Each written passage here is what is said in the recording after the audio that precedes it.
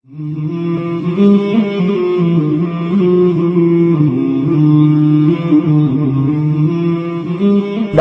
isku afa isku diina isku dhaqana sidaas daraadeed 20 sano ama ka badanba burburka Soomaaliya ama wuxuu la degi laayahay ay tahay qabyaalada. haddaba ma laga hortagi karaa qabyaalada iyo qabiilkiisa maxay kala duwan yihiin? su'aalahaas iyo waliba su'aalo aad u fara badan ayaynu kaga hadli doonaa anaguna khadka telefoonka u furi doonaa daawadayaashu si ay iyaguna bal fikradahooda uga soo dhiibtaan sida ay u arkaan kacdoonka la dagaalanka qabyaalada ay dhalinyaro Soomaaliyeed kaga dhawaaqeen magaalada London kuwaas oo la yiraahdo kuwaas oo afka qalaad lagu yiraahdo anti-tribalism movement marka la soo gaabiyana waa ATM. haddaba daawadayaal barnaamijka ayaynu ku geli doonaa waxaa marti noogu ah Cabdifataax Faysal Xuseen Cabdifataax marka hore kusoo dhawo telefishinka caalamiga Somali Channel. waa dhawaad baa mahadsanid Cabdifataax bal marka hore waxaad warbixin naga siisaa waa maxay kacdoonka la dagaalanka qabyaalada gurmuusu bilaabmay maxayse tahay sababta ama ujeedada aad u sameyseen ururkan ama kacdoonkan la dagaalanka qabyaalada?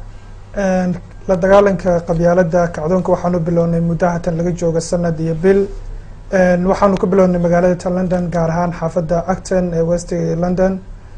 muddadaas aanu soo jirnay waxyaabo kala duwan waanu qabanay sababaha loo asaasana waxay ahayd marka bulshada Soomaaliyeed eegnay dhinac walba laga eegay qabyaaladu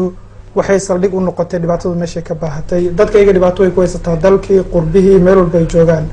dhalinyaro ahaan markaanu hadalnay aanu fikirnay dhibaatadu xaggee ka jirtaa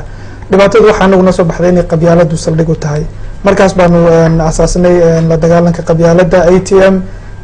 af Soomaaliga lagu yiraahdo sababaha loo asaasana dhibaatada ugu weyn ee bulshada haysato anagu dhinac walba aanu isku dayno inaanu ka caawin karno inaanu dhibaatada wixii keenay inaanu ka hortagno inaanu isku dayno ayaa loo asaasay. waa gartay marka maxay tahay ujeedada ama sababta ka dambeysay 20 sano dhowr 20 sano Soomaaliya waa burbursan yahay ama waa dowlad la'aan sababaha ugu weyn oo burburka Soomaaliya ka dhashayna waa qabyaalada idinka maxay tahay sababta ama ujeedada ka dambeysay dhowr 20 sano kadib oo laga yaabo dhalinyarada idinka kamid ah inaysan dowlad xilligii dowlad la'aanta ay dhalataba maxay tahay sababta idinku kaliftay adoo mar labaad ugu celinay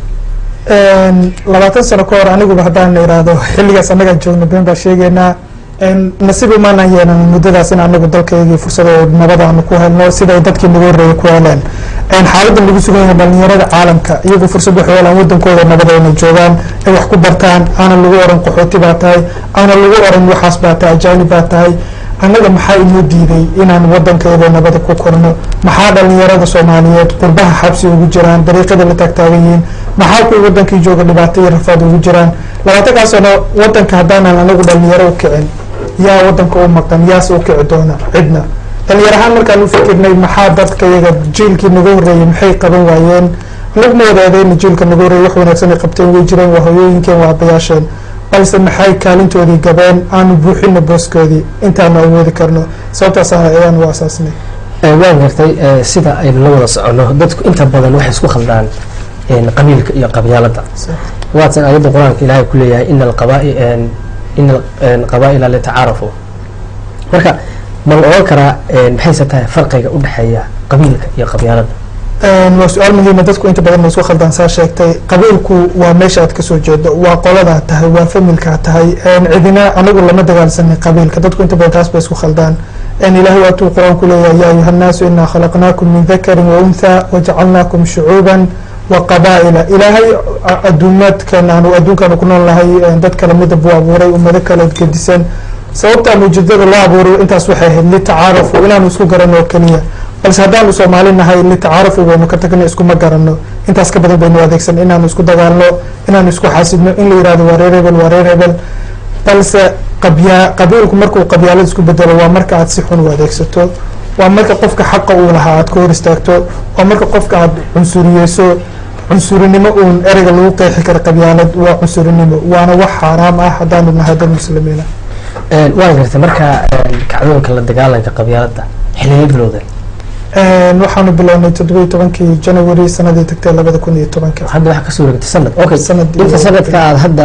aad bilowdeen maxaa idin suurtagalay maxaa se qabateen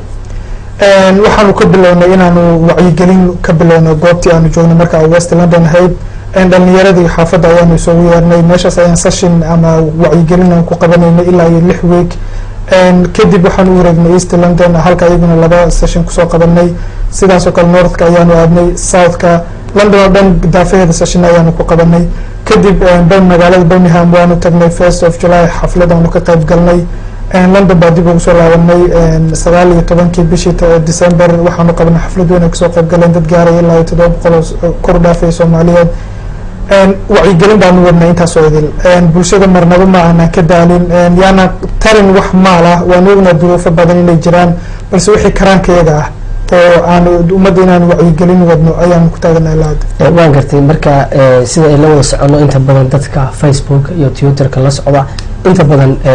qaybtan media ayaan runtii aad liida ka socda marka hadda imisa members ama xubno ayaa qiyaastii oran kartaa ayaa ku jirtaan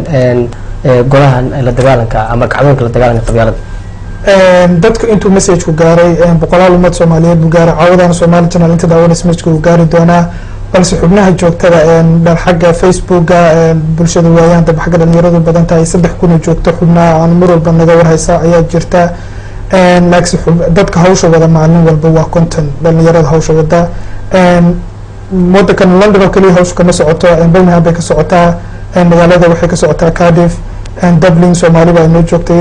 halka hawsha ka sii wada South Africa qaar baa jooga Sweden dhalinyaradu way gaartay Denmark way gaartay London oo kaliya hawsha kama wadna meel walba waxaanu ka wadnaa waan gartay marka sida la wada socono dhalinyaradan waa dhalinyaro wax barata jaamacadaha qaar dhigta qaar shaqeeya sidaba waqtiga imisa waqti ayaa siisaan maalintii inaad hawshan aad ku fulisaan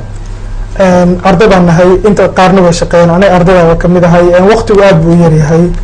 balse waxaanu ismanage kareynaa ama aanu suurtagal soo dhignaa qof walba markii uu awoodo xilligiisa inuu wuxuu qaban lahaa si qabto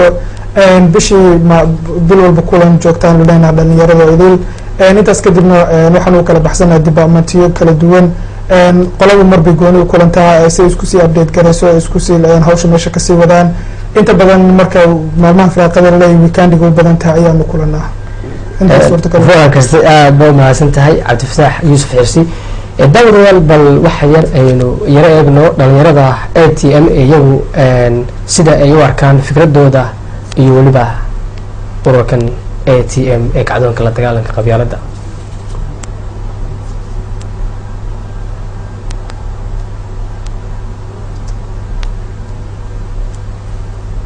oo ka wada yimid dhulka Soomaalida oo dhan meesha doona waxa ahaatee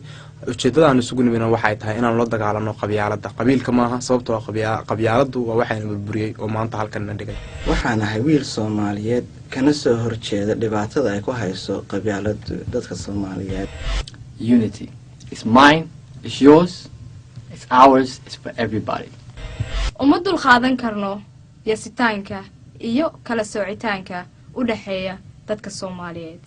waxaa hore loo yiri dugsi male qabyaaladii waxay dumisa mooyaan I had a dream I dreamt about ATM that's gonna go far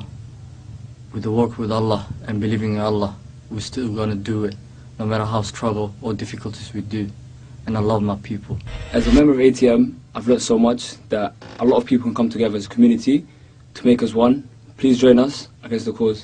and be part of us. ATM. We are one nation with one religion, one culture, one language, and we are fighting against tribalism.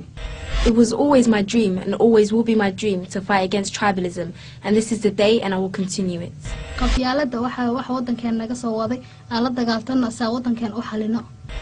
We are on a train and we are moving. To be part of this movement, it will go very far. Si aan u dhisno dalkeena u mideyno dadkeena Soomaaliya aan qabyaalada deyn cudurka dilaaga ah oo bulshada Soomaaliyeed maskaxdeeda uu dagay waa qabyaalada aan la dagaalanna. ATM is the new generation. We are the flowers blooming in, and together with the help of Allah and your help, ATM will be successful. Let's come together, let's work together to make a better future for our people. sida aan wada ogsoonnahay dhammaan bulshaweynta Soomaaliyeed waxa qurbaha keenay ama waxa ummadda kala geeyay waa qabyaaladuna waa waxa wadankayaga saakada dhibaatada ka jirta ay horseed u tahay waxaanu indhaheena ku aragnay dhac kufsi isdil waxaana sababay qabyaalada I've never been to my home, my country, my motherland, my Somalia, and the reason is tribalism. I just want to make a change. So join ATM, act today for better tomorrow. I know,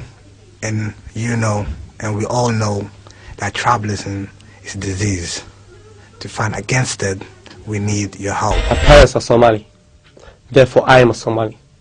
My country has been devastated by tribalism. I am going to eradicate tribalism,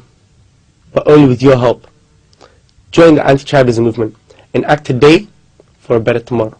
meel walbaan joognaa dadka Soomaaliyeed waan ognahay dhibaatadan haysata inay tahay maanta inaan dalkii ka soo tagnay oo dhibaatadaas ay maanta noo keentay qabyaaladda waxaan dadka Soomaaliyeed meel walba joogaan ugu baaqayaa inaan anagu wada jira oo gacmo wada jira ah aan la dagaalanno qabyaaladda waxaan aaminsanahay qabyaaladda maya qoriga maya qarannimaha qalinkaha Soomaaliya meel walba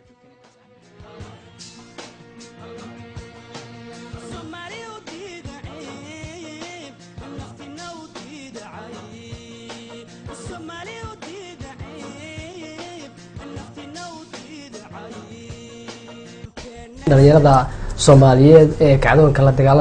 la dagaalanka qabyaaladda sida ay iyagu fikradahooda ay u arkayeen haddaba daawadayaal dadka Soomaaliyeed waxaanu ogeysiinaynaa in ay telefoonka shaashada ku qoran ay nagala socon karaan qofkii ra'yi fikrad ama su'aal ka qaba sida loola dagaalami karo qabyaaladda iyo waliba dhibaatooyinka ay leedahay hadafta sida ay u jeeday dhalinyarada runtii aad waxay u sharxeen qabyaaladda iyo sida ay tahay marka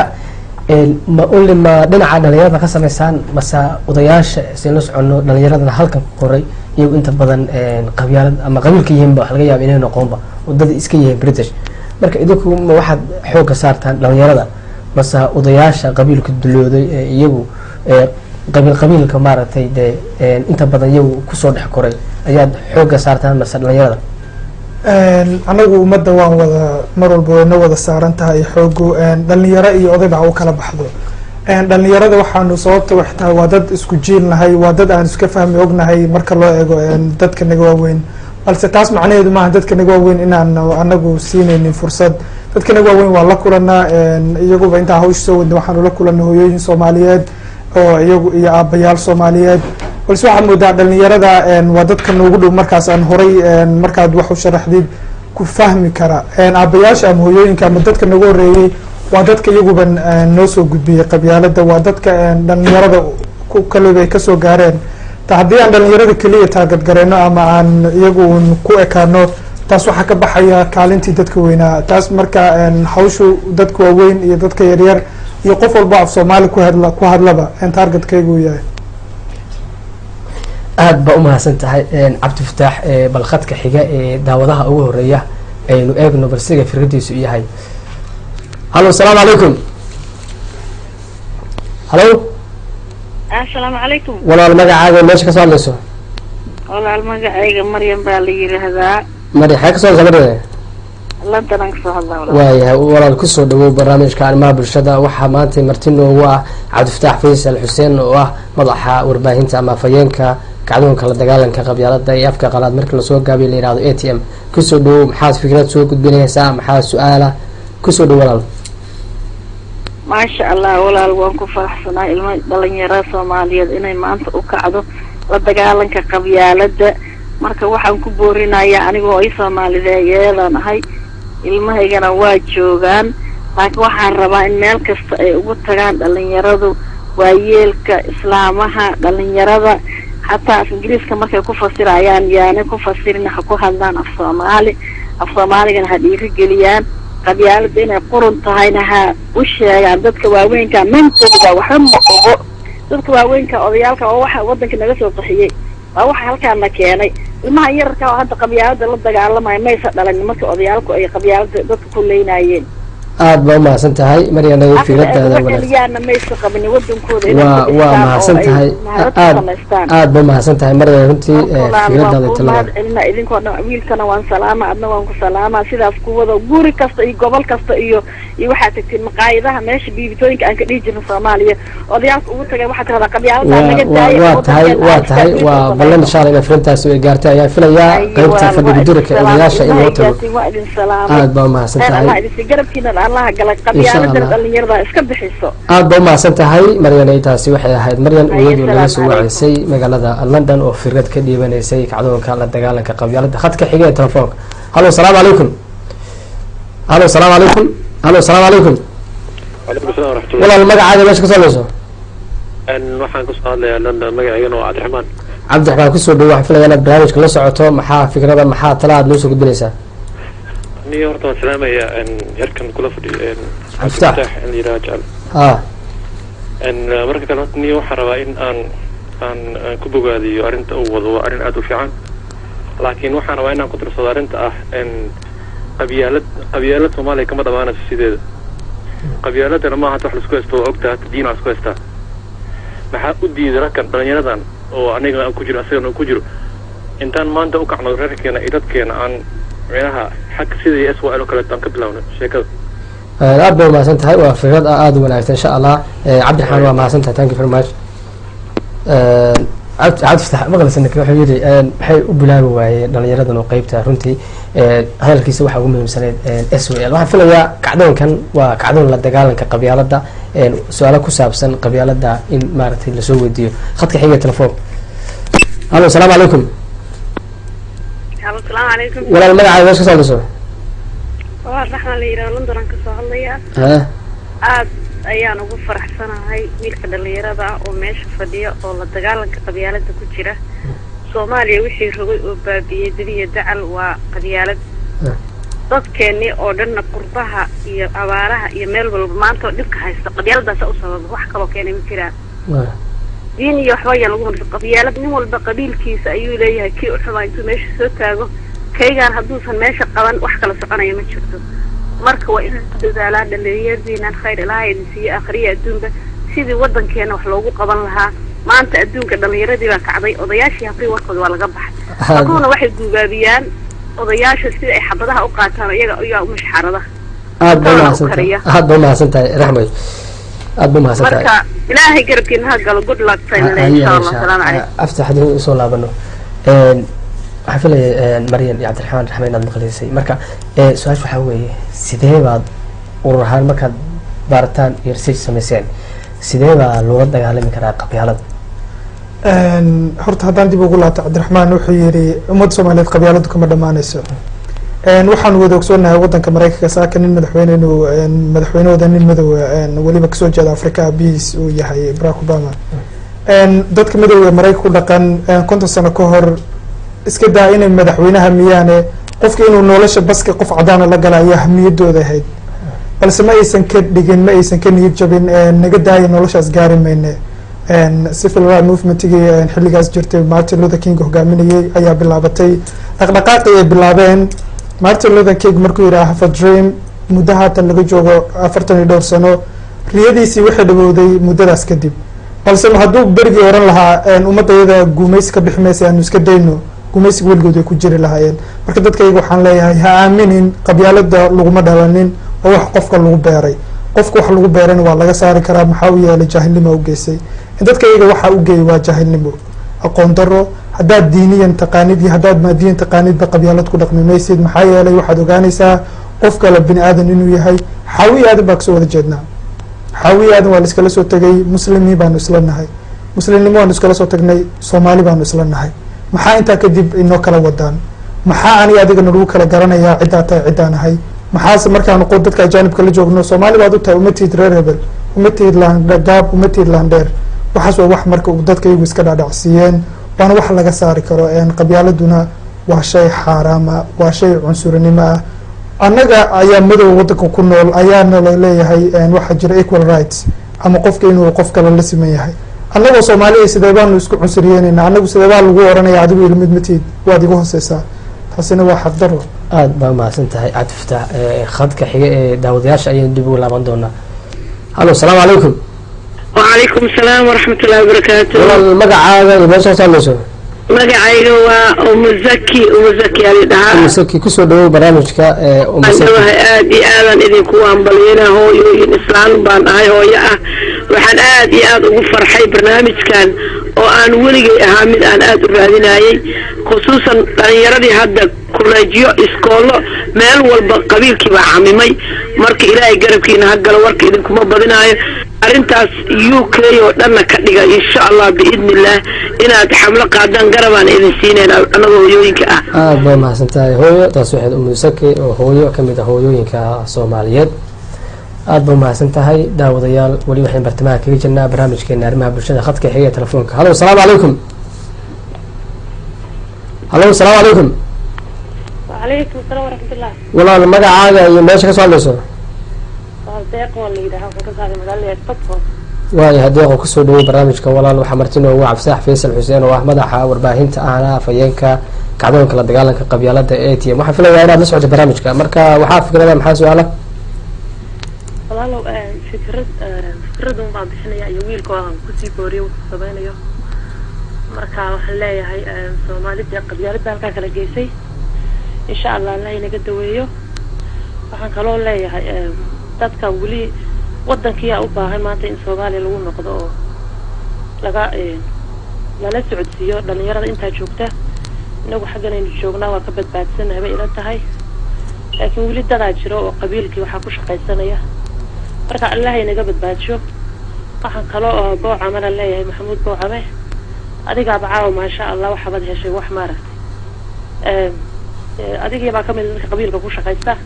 marka Allah idinka daweeyo kulligan ba insha Allah aad baa mahadsan tahay waxaan filayaa soo deeq iyadu barnaamijka ka hadlaysay aad baa mahadsan tahay khadka xiga ee telefoonka ayaynu ku laaban doonaa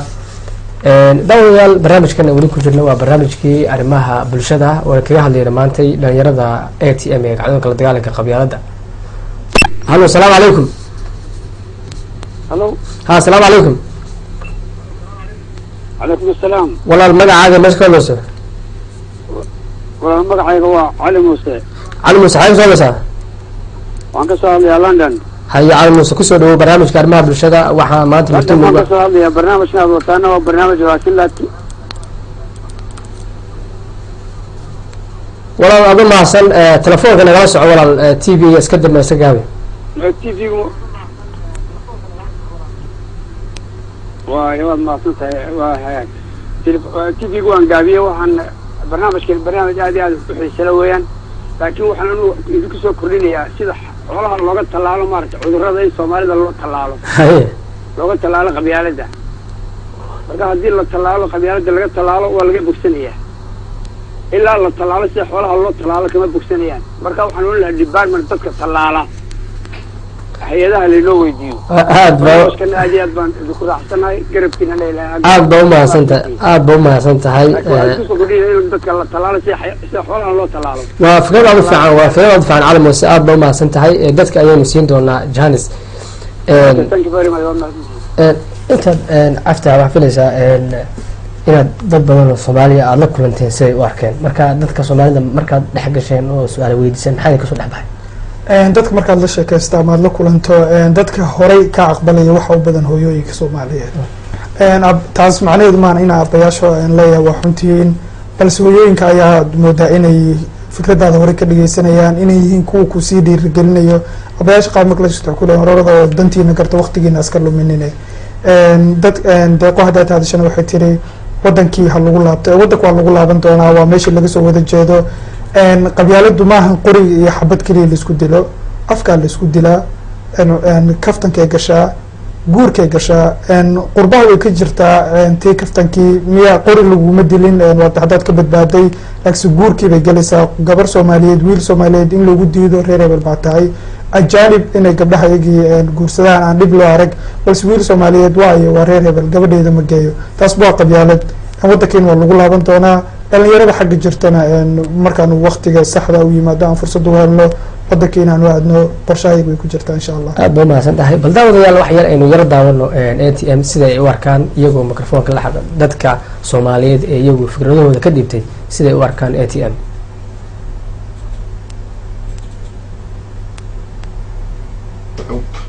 iyo qabaa'ila iyo qabaa'il markaas haddana wuxuu yidhi alla subxaana watacaala ina akramakum cinda allahi atqaakum haddana waxaa ugu karaamo badan qofka ugu alla cabsiga badan waa annaga islaamkaan nahay abtarsiyada markaad fiirisid waa macnaha waa adres in qofka lagu garto qofkan hebel baa dhalay hebel baa dhalay hebel baa dhalay awoogiis saasoo kale qofka waa adres in macnaha qaraabadaada iyo dadka sukeeya aa ku garatid waxa weeyaan waa khabiirkii taasa laakiin midda kaleoo qabyaalada ah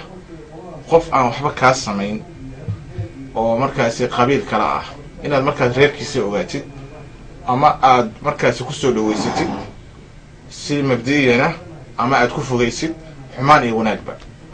ilaahay subxana wataala wuxuu leeyahay subxana watacaala watacaawanu cala albiri waltaqwa walaa tacaawanu cala alismi walcudwaan qofka marka adiga qabiil kale ah waa walaalka laakiin inama almu'miniina ikhwa fa aslixuu bayna akhwaykum billahi subxana watacaala sababta islaamnimadu dadka muslimiinta oo dhan waa dad walaalo ah marka qabyaaladda waxaa ka muhiimsan dadku ilaahay baa mideeyey subxaana watacaala wuxuuna ku mideeyey kelimadda ah macnaha in ay yihiin dad walaalaha dadka muslimiinta ah marka qof kasta oo muslima jinsiyaduu doono ha wato hadduu doono ha caddaado hadduu doono ha madoobaado ama ha gududnaado waa walaalka hadduu muslim yahay taa ka soka haddana waxaa haddana jirta bini aadanimaa jirta hadda anaga UK aan joognaa waxaa kale oo jira macnaha bini aadanimada ilaahay subxaana watacaala dadka adduunka ugu karaamada badan waa dadka bini aadamka ilaahay wuxuu leeyahy subxaana watacaala qur-aankiisa markuu ka sheekeynayay macnaha inuu bini aadamka walaqad karamnaa bini aadam waxamalnaahum fi lbiri walbaxr bini aadamka ilaahay baa karaamiyey subxaana watacaala wuxuu ka karaameeyey makhluuqaadka kale sababtoo ilaahay baa u doortay inuu bini aadam noqdo sidaa daraaddeed ayaa qofka bini aadamkaa sidiisaba karaamo uu leeyahay haddana qofka muslimka ah haddana waxa weye magu kusii jiro oo walaalka haddii haddana soomaali aan usoo noqno annaga soomaali baan nahay soomaali markaan nahayna waa hal family soomaalidu waa hal qabiil magaca soomaalida yirahda hal qabiil ku yihi marka sidaa daraaddeed ayaa waxaa wanaagsan dadka soomaalidu ah waxay isku dayayaan ama isku haystaan ama isku fogeynayaan kulley waxaan u arkaa inay tahay jahli marka sidaa daraaddeed waxay u baahan yihiin marka in macnaha wacyigelin badan loo sameeyo waxay u baahan yihiin in markaas waxa weeyaan shaqada hadda awadaan oo kale waa ururkii ugu horreysaan filayo inaad macnaha tihiin oo hadda u istaagay marka waad ku taageeraya waana mahadsan tihiin marka insha allah hawshaas awadaana dhalinyarada marka ama jiilka maanta jira inaad macnaha fikirkaas aad gaarsiisaan aad u kala qeexdaan dadka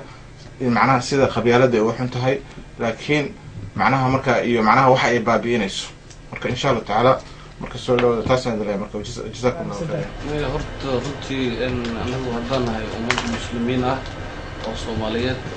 waxa waaye ama qabyaalada waxa la yidhaahdo waa wixii waddankeena burburiyey waa wixii dhibaatada maanta noo keenay waa waxa maanta mujtamaceena iyo bulshadeena iyo tarankeena iyo soomaalinimadeena lumiyey yacni mana fiicneen inaan qabyaalad ilaa iyo heerkaas la gaarno qabyaaladu waa wixii ina baday maanta baaba iyo halaagka ka jira ka yihiin soomaaliyeed halkan la keenay dad kale ku rafaansan yihiin meel walba oo kamid ah dunida hareerada oo dhan marka laga hadlo qabyaaladuna waa waxaan ku wanaagsanayn dhaqankeena soomaaliyeed sida qabyaaladda shareecada islaamka waxyaala qabyaaladda kuma wanaagsana nabiga maxamed sallallahu alayhi wasallam wuxuu leeyahay dacuuha fa innaha muntina qabyaaladdu waa qurun ka taga qurunta waxaa oran lahaa haddii maanta laga tegi lahaa qabyaaladda in maanta dal jira oo nabad leh oo wanaagsan aan noqon lahay bismi illaahi raxmaani raxiim qabyaaladda waxaa looga bixi karaa ayada oo la isku duubmo ayada oo dadkeena waaweyn ay wacyigeliyaan carruurtooda ayada oo maaragtay dal iyo dibadba walaalo lagu ahaado in fal dagaaleed iyo dhibaato iyo reer hebel dila la yidhaahna kuma jirto oo in keliya islaamnimadaada lagu aqoonsado iyo jinsiyadaada marka taas waxaan leeyahay waa ka soo horjeednaa waxaana ku darayaa weliba hal kelmad oo ah dalkeenniyo nabada dugsiyaashiyo camiran dariskiyo wada cayaaro caweynayaan la wada caafimaad qaban caadilow rabno ilaahay ha noo aqbalo intaas ayaana kuugu jawaabayaa waana mahadsantihiin qabyaaladda waxaa looga bixi karaa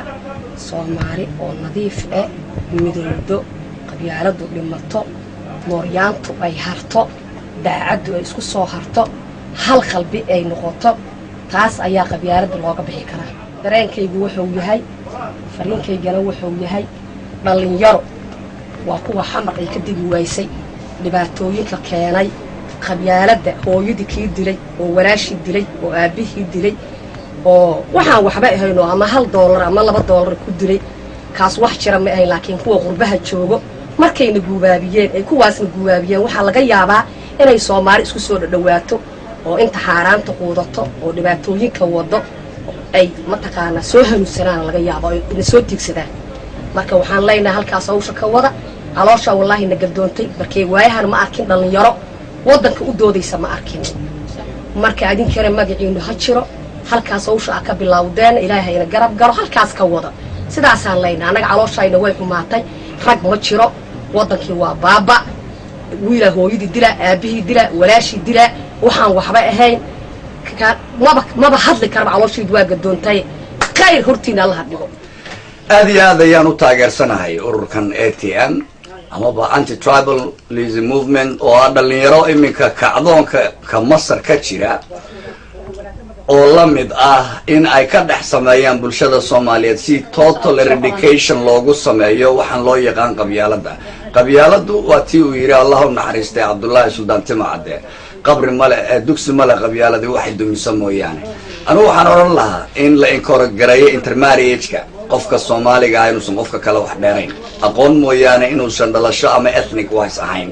in uusan isagu reer hebel oo reer boqor ahayn kan kalena uusan ahayn reer hoose ama dabaqad hoose dalalkan qurbaha Ingiriiska waxaanu leenahay Smith Baker waxaad aragtay Shoemaker magacyo noocaas anaga Soomaaliya dad baa lagu afeeyay ama lagu ijaafeeyay ama lagu haybsoocay marka waxa ilaawan madaxweynayaashii ugu sarsareeyay Mareykanka iyo reer galbeedka ayaa wada Smith iyo Baker ra'iisul wasaarayaashooda ahayn yaa inoo diiday inagu inaanu dadka walaalaheena nala siman la haybsoocayo ama habka qabyaaladeed ee qarmunnimadu ku jirto loo leynayo adoon qori ku dilin baad qalin ama afka mentally waxaad qofkii ku samayso waxa loo yaqaan mental you totally kill the person mentally waxa la qaato qofka inaad xabad ku dhufato oo tii Allah u timaado markaa Ilaahay obsado laakiin qof aad tiri ilama sinid inankaygu inantaada ma guursan karo inantaadu inankayga ma guursan karto waa diintuna ma sheegin xadiista rasuulkuna calayhi salaatu wasalaam ma sheegin waxaan qabaa in 100% maal maskax garab baabuur hanti guryo lagu taageero inamadan kacdoonka wada kacdoonkana uu ka dhigo Ilaahay mid hana qaada oo markaa maxaa la yiraahdaa ay